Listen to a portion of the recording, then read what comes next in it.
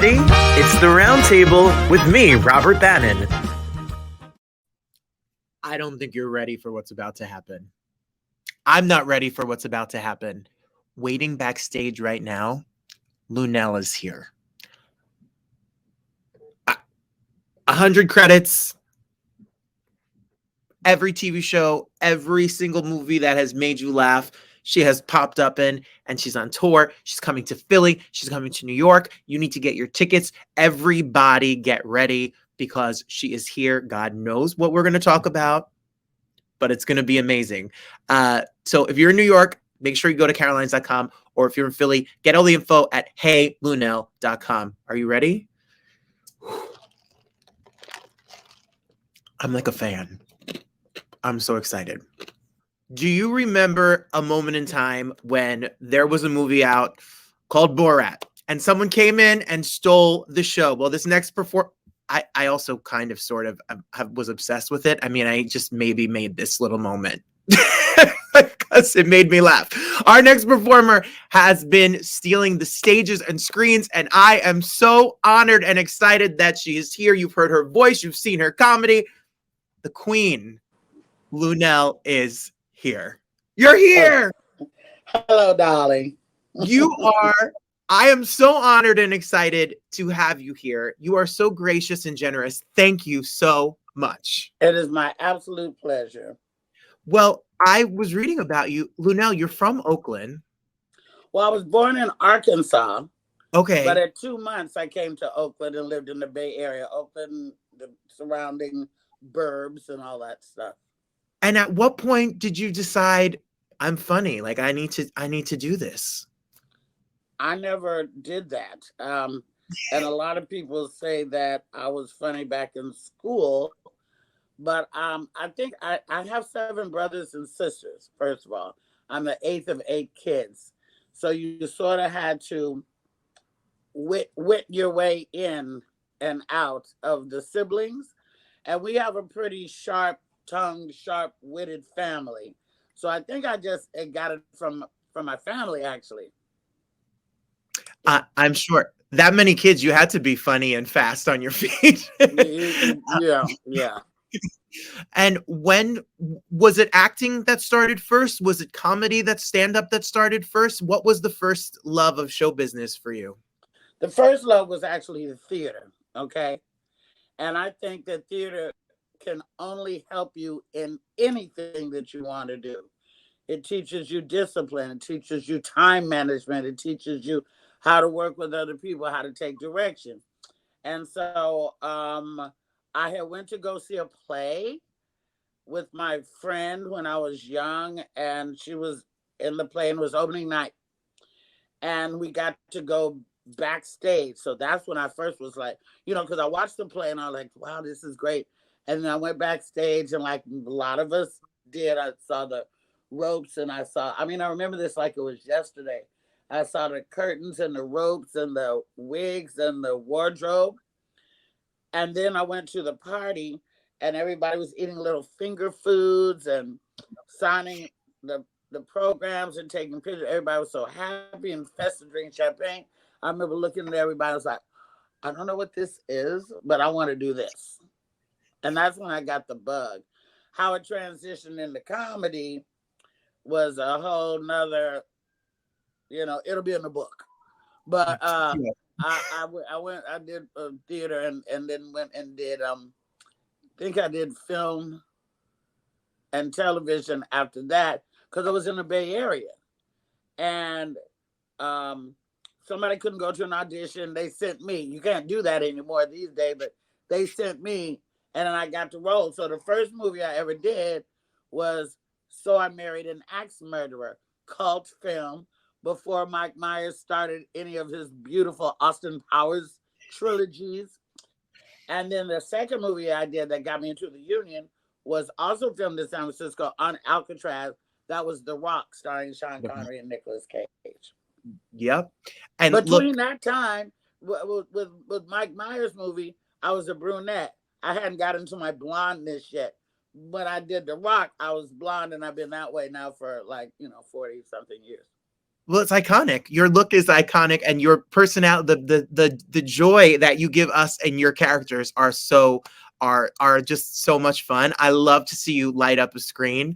What an amazing! I can't believe you did. So I Married an Axe Murderer and weren't union at the end of it. Well, that was my first movie. So if you watch it, okay, when you're in your first film, you get what they call Taft-Hartley. They will waive you from having to join the union because they don't know if you're serious or not. By the second movie, that's when you become a must join. That's when you're like, oh, okay, you want to do this thing, I got joined. So because I did the first movie, when it came time to do the ADR for it, the voiceover stuff, to go back, correct this and that, they didn't have to call me because I wasn't union. So they called somebody else. So if you watch So I Married an Axe Murderer, it's my nails, my face, me, but it's a white woman's voice coming out of my mouth. Trivia. That's Trivia.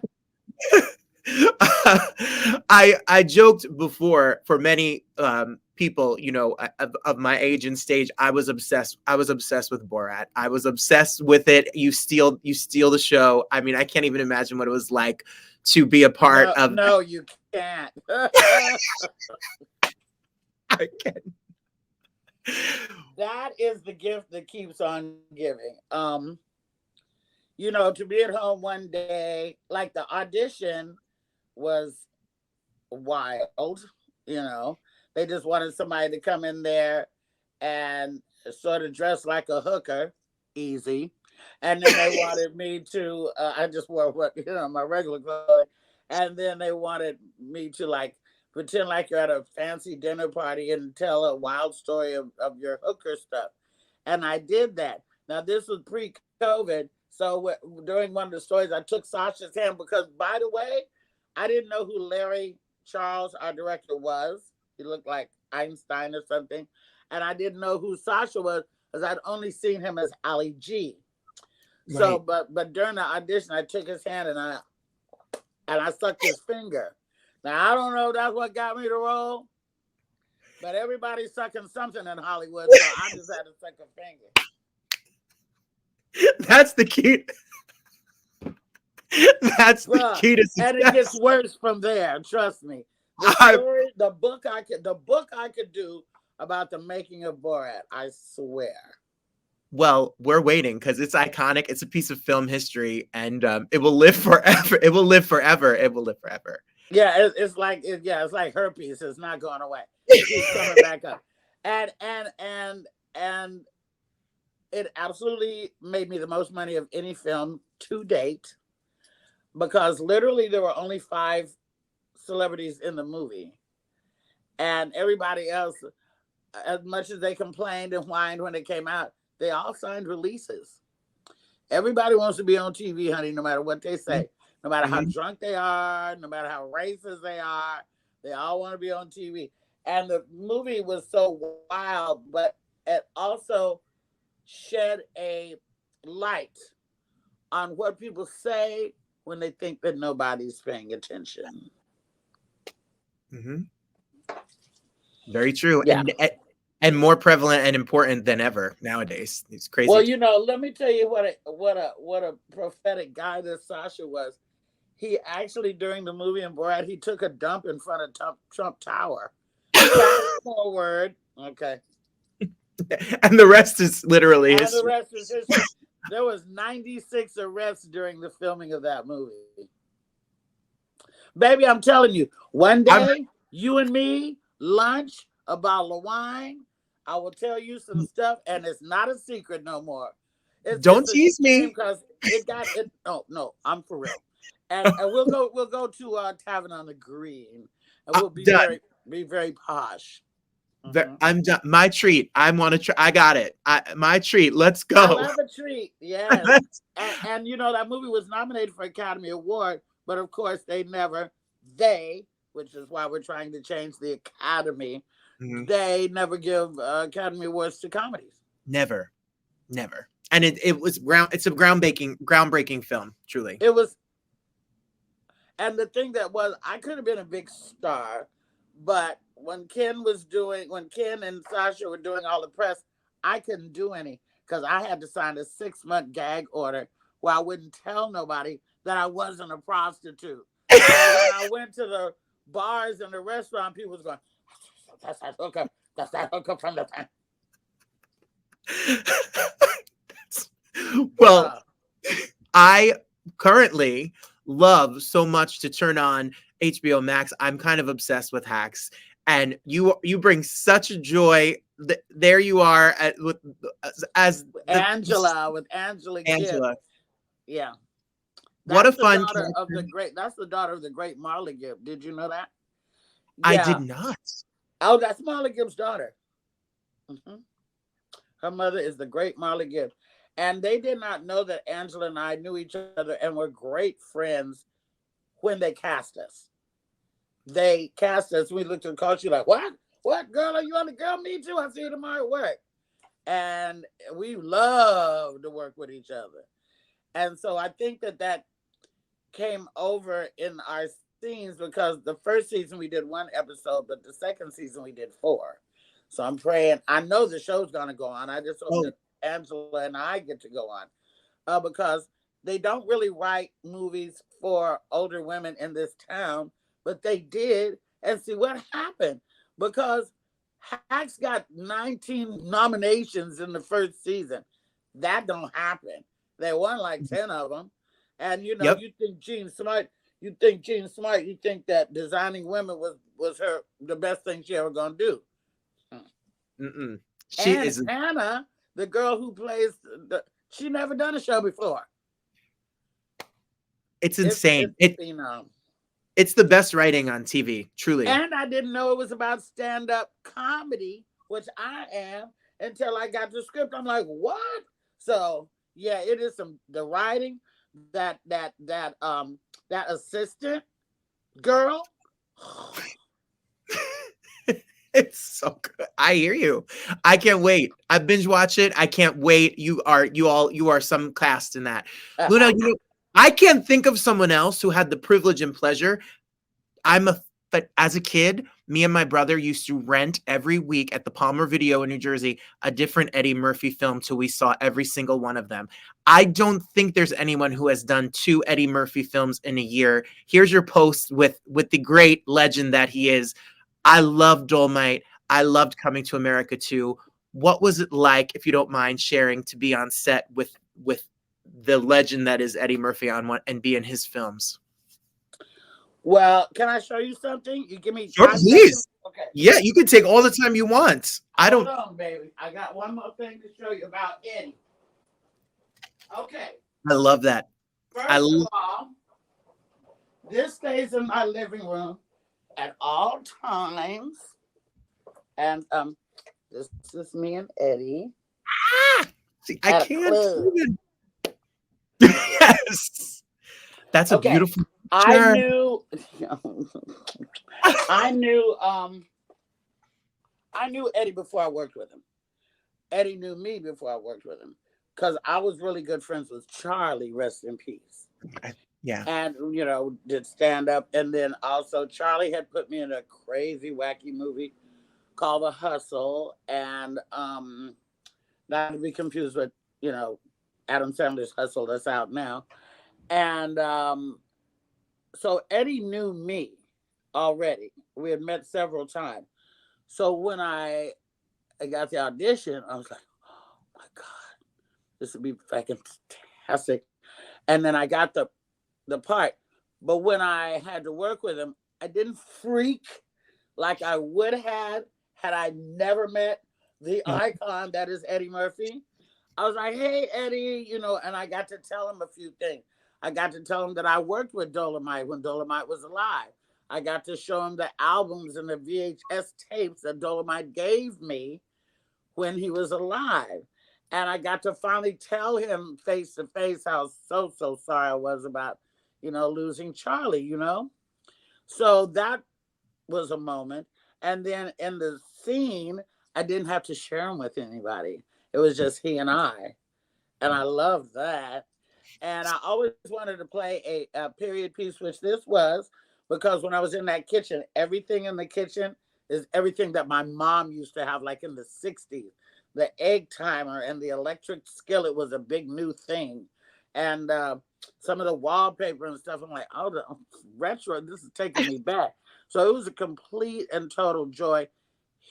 Then to move from Dolomite and get cast again and coming to America, which the pride that I felt every day coming to work, whether Eddie was there or not, was just the fact that this is on Tyler Perry's studio, that he had just built all those sound stages dedicated to all the Black artists. And look at all the movies that Halle Berry's done for Hollywood. Do you think they named a sound stage after her? They didn't. Yeah. Look at all the movies that Cecily Tyson has done for Hollywood. You think they named a sound stage after her? They didn't. But every day when we come to work, it's like Sidney Poitier, Oprah Winfrey, Whoopi Goldberg, Ossie Davis, and Ruby Dee. So the pride. And then everybody was there, from extras to catering, was super glad to be there. And you got a lot of the people that was in the earlier movie, John Amos and Shari Hadley. Then they threw in like Rick Ross and, stuff like that. And the wardrobe was amazing. Ruth Carter's the first Black woman to win an Oscar for wardrobe. And she did Dolomite and this, and she styles Eddie, and she done some other stuff. And just to come and watch him and Arsenio goof off every day. Like, who was late to work? It wasn't me. It wasn't me. I was early. They were like, Luenell, you're here before catering. I'm like, I was the same way. Just be point? Yeah. Well, another great comedian actor that you work with often is Adam Sandler. There's a whole generation of people who know you as the shrunken head from your. There I am. There I am. Yes. Come on, Mavis. I can't think of a better voice than this voice for animation. And then, I mean, Luenell. This that's my boy. What a scene stealing moment. Yeah, tits out through the whole thing. They were prosthetic. My boobs do not sit up like that. They were inside. That thing was like a bra. But, and then you have James Caan and Todd Bridges, and you have Rex Ryan, who's coach of the Jets, and Tony Orlando, and Andy Samberg, and Susan Sarandon, and her daughter Ava. Okay? Just to name a few. And then I wanted to work with Adam. Who don't want to work with Adam? And he's a swell guy. He's a swell guy. And that movie I thought should have got more acclaim too, because it's really hilarious. Really, totally inappropriate. Oh, this is what happened. Everybody had got so used to Adam being nice movie, nice movie. But then he went back to his roots. As this is Dick in a Box, Adam Sandler. You know what I'm saying? Yes. And so he did that. And then all the moms, all the soccer moms got the kids together. Let's go see Adam Sandler new movie. But they didn't realize it said it was rated R now. And so they brought the kids in the first 5 minutes. What's happening with the teacher and the student. And they went screaming from the movie theater. So we got a lot of flack about Well, it's great. It's funny. It's streaming. Make sure you check it out. You are, as always. Is it streaming? Oh, God. Is it? Yes, it is. I checked right before we started chatting. What's it on? I saw it on. I'm gonna double check and let you know. I don't know if it was on. It was or net. Was it net? I gotta check. I'm gonna check. I'm gonna let you know. Both that movie and Borat, I have tried to watch since, and I just was like, oh my God. No, Borat. I couldn't get I couldn't get past the first 10 minutes for Borat. I was like, oh my God. Oh my God. Listen, I could watch it every day. It kills me. It cracks me up. Speaking of legends and comedy, congratulations. LA, the papers there, they voted you one of the 25 funniest people in the world. The Comedy Store is the iconic comedy store. It's the comedy club of comedy clubs. Congratulations on making the Wall of Fame and being a part of that. Can you tell us about that and a little bit about what Fat Tuesdays is, which is now on Amazon, to hear about the history of what went on in that building? Fat Tuesday is a documentary on Amazon, PHAT, not FAT. That was the title of the comedy night that we had as Black comics at the Comedy Store on Sunset Boulevard in Hollywood, California. Now, the Comedy Store used to be Ciro's back in the day. Well, Lucille Ball, Ricardo, everybody, all the gangsters and all the, used to be a really big, like, mob restaurant place. Mitzi Shore bought it. They made it into the Comedy Store. She's Pauly Shore's mother, all that. There's been many documentaries done on the Comedy Store, but they fail to mention that our night, because comedy, let's face it, is pretty segregated. You got gay night, you got Black night, you got Latin night, you got West Indian night, and you got, all these different nights. It's up to you to go to what you want to go to. So the Comedy Store, Guy Torrey is a comedian. He was in the movie Life with Eddie and all that. Was the host of Fat Tuesday. And he just started it in the little room upstairs, the belly room, and then it grew and it grew and it grew, and it ended up being the hottest night because we never saw a gathering of Black people on Sunset Boulevard without the police being in the middle of it. And everybody would come through there, from athletes to musicians to everybody. And literally the Fat Tuesday night kept the Comedy Store afloat for like 10 years. And it was every Tuesday night, which is an odd night to go out. When I moved from Oakland to Los Angeles, I had never heard of nobody going out on a Monday or Tuesday night. I'm like, what? Don't you got to go to what? Tuesday? What? Like, I never heard of nobody going out on, I never heard of it. We was Friday, Saturday, Sunday people, until you come to LA. And so on the club are names written in white. It's black walls. The club is black walls. And on the club, all around the club are comedy legends' names written in cursive in white. Andrew Dice Clay, Robin Williams, Richard Pryor, everybody. And I used to go to the Comedy Store just as a little embryo comic. And then later I was like, I'm going to get my name on this wall one day. And I would take a whiteout pen. There's different whiteout pens you can get. This one had a little paintbrush on it. And I used to take the whiteout pen. I would write my name on the wall. I don't know how the hell they found my name, but every time I came back, that thing was painted over. So as it turns out, many, many years later, Guy Torrey did the documentary Fat Tuesday and told our story. And at the end of I had no idea this was happening either. At the end of the documentary, he unveils a wall and it's got our names on it. Like, it took my breath away. Like, we were so excited, we cried. Like Cedric the Entertainer said, he said, I have a star on the Hollywood Walk of Fame, but I didn't have my name on the wall at the Comedy Store. And it really means a lot to be able to drive by and see it, to have my daughter take pictures under it. Any of my friends that come to LA, they'll take pictures under it. And my family has seen it, and it means everything. That's beautiful. Congratulations. I can't wait. I'm going to watch the documentary with you all in it. Watch it. It's a wonderful documentary. I love that comedy is still segregated. So when it's gay Black night, that's the night I'm coming. I'll suck a finger. If well, it's the most popular night. Pretty popular as Blacks in comedy. But, yeah, you'll have a good time. That's why I'm still doing it. I'm unemployable. I got too bad an attitude to be punching in. Don't sweat me because I'm 2 minutes late from lunch. What was I going to do in them 2 minutes? Anyway, I was going to be in the bathroom, putting on my lip gloss. So what do you do? I can't.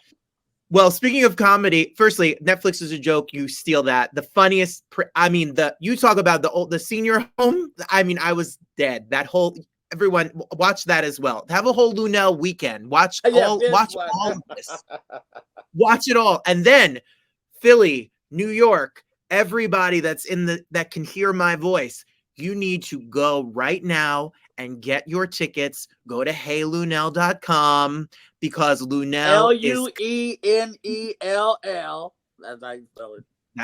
That's how, and Look, come let me see her. spell hey too. There it is. Look at that. Heyluenell.com. And yeah, I love the East Coast. I always have. I love the men on the East Coast. And I love just the fact that for some reason, New York can't catch a break. They keep trying to tear it down, and they're the most resilient people in the world. I give them props. And y'all must have the tightest asses in the world because you walk every damn where. I'm a bougie Uber taking Hollywood girl. I'm like, what? They don't have a cart for me? I got to go to the corner? That's me. But in New York, y'all walk everywhere. You'll be like, it's just a couple of blocks. Like, this is a quarter of a mile. What are you talking about? I'm not trying to sweat. But New York is badass. And if you're there, whether you're there in the summer and you're out in a boat on the Hudson, or whether you're there in the winter and you're watching the lighting of the Christmas tree at Rock Center, New York has got some of the greatest museums and people and music and all that kind of stuff. I don't think I could live there though. I'm too bougie, child. We're not putting Luenell on a subway. I understand. I get it. I did it once. I did take the A train to Harlem, and let's just say I'm an Uber girl. Well, go to carolines.com. You're there from the 1st all the way to the 4th. There's a bunch of shows. I'm 6 shows. I'll be there. I will be there. I want to hug you. I don't care about monkeypox or none of that. I promise you. Vaccinated. I do care about monkeypox. Have you seen it? I know leprosy when I see it. I don't want no more. No, if I get monkeypox, it's over for Luenell. I'm gonna tell you right now. No. I can't. No, I've seen it in people's faces. It's horrible. What a horrible no. So we're gonna pray for that. We're gonna pray about that. Amen to that. Luenell, I'm so excited. You've literally from the I saw Miracle on 125th Street. I posted it after that movie. You reposted it, and I was like, I love this woman so much. She has brought me so much joy, just being who she is. And from that point on, was like, I need to talk to her because I need to tell her, thank you for the sacrifices, the work, and the time and energy you put into this business because you've given us a lot of joy. Thank you for the work. I appreciate that so much because I know what my heart feels when you say that, and thank you. And it has been a sacrifice, but all this goofy stuff aside, I'm still a mother, and I've missed a lot of things being on the road and not being around my daughter. That is why I have a campaign to be the next Black woman in late night, so that if I ever have a grandchild, I'll be able to go to work and come home. I don't want to be on the road for my grandchild. Plus, we need to break up that little snow flurry that goes on in late night. White man, white man, white man, white man, white man, white man. Not a woman, not a Latina, guess what? It's gonna be me. And you heard it here first. I'm ready. Where do I sign up? Let's go. You ready for me in late night? I am so ready for you in late night. I'll let Sherry have daytime. She can learn how to make a Christmas tree wreath out of toilet paper roll. Fine. I want to be a late night sipping scotch. Yeah. Well, just I loved like you. Johnny Carson used to do. Yes. Him and Ed McMahon, they was toasted, and I'm here for it. I am here for that. I am here for that, and I'm here to toast you at Tavern on the Green and see you at Caroline. So I'm ready for you. Anytime, say the word. We're going to cut up. Thank you so much for your time. I so appreciate you. You're so beautiful. See you, everybody. See you at Helium in Philly. See you at Caroline's in New York City. Well, everybody, there you have it. What a joy, what a sweetheart, what a generous spirit. I can't wait to see her. I hope you'll see her too when she hits a stage near you. Stream the Netflix comedy special or stream Fat Tuesdays on Amazon Prime. Make sure you support and send some love. Follow Luenell at Luenell on Instagram. Everyone, join me every single week for the Roundtable. We're talking to artists about art. My name is Robert Bannon. If you want more information on me, go to robertbannon.com, and I will see you next time. Have a good one. Bye, everybody.